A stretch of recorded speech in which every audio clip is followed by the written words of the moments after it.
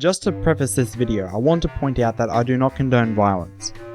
Video game violence and real life violence are completely different things. This topic has been beaten into the dirt, and it is general opinion that video games do not reflect real life, nor do they actively try to inspire the violence that can be displayed in their imagery.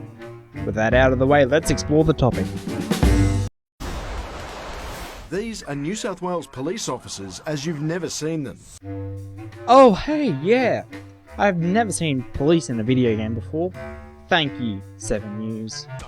No, don't hit the partner! Crashing cars, shooting suspects, and getting run over.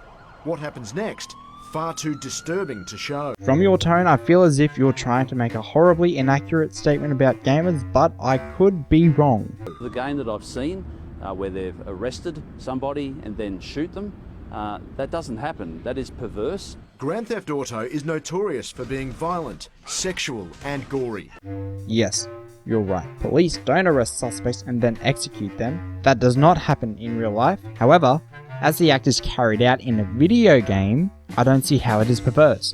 Sure, you could argue that it's the idea of killing someone who you have just detained. As a counter, I think that this situation isn't perverse as it is part of the game experience. In the video itself, the reporter says GTA is known for being violent, sexual, and gory. I like how they didn't even use a sex scene to prove their point. Back on topic, however, the game caters to the player's desire of being powerful and invincible.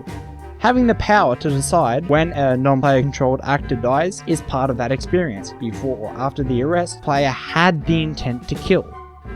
Now, underground computer geeks have written New South Wales police into the action. Get out of the car. Their vehicles and uniforms are accurate in every detail. It's called modding or modifying the original game. There are New South Wales firefighters, federal cops, even the police chopper. Violence is ever present. Are you perhaps trying to educate the general public on how video games lead to violence? Because I don't understand the link.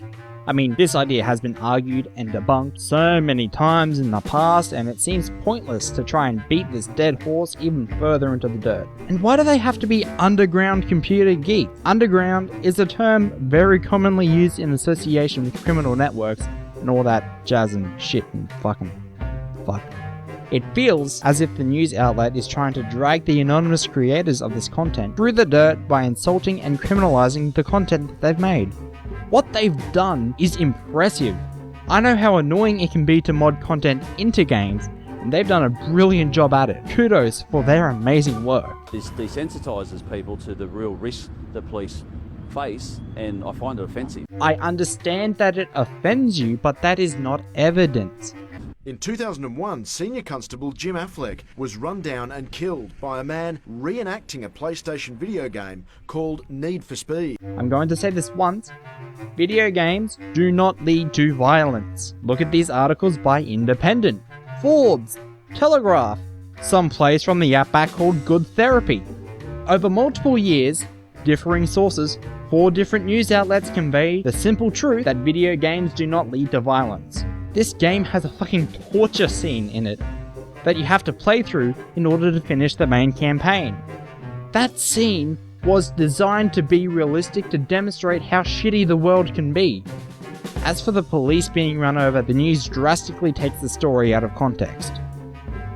In this article by the Sydney Morning Herald, it is quite clear the narrative is skewed to demonise gaming. From Trevor Holton, the man who ran over Jim Affleck, reads, I couldn't swerve. I couldn't dodge him. I was going too fast. It's like he didn't care what happened. To me, it was suicide. He could see how fast I was going. He could see I could not stop. I have just been so angry. He could have avoided me so easily.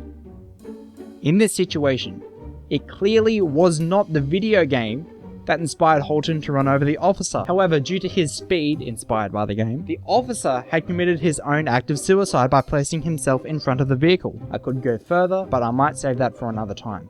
Put simply, it wasn't because of the video game, but because of his inability to prevent the accident. In shops, violent games have age restrictions, but the online world is virtually lawless. Explicit games and their underground versions are easily available to people of any age. Once again with the buzzwords. Underground, lawless, explicit, ages. That one was a joke.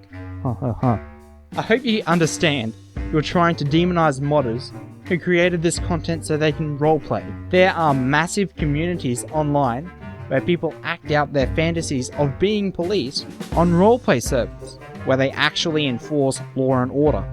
These people do it for fun. It isn't a malicious attack on the New South Wales Police Force, it's just lads having a laugh.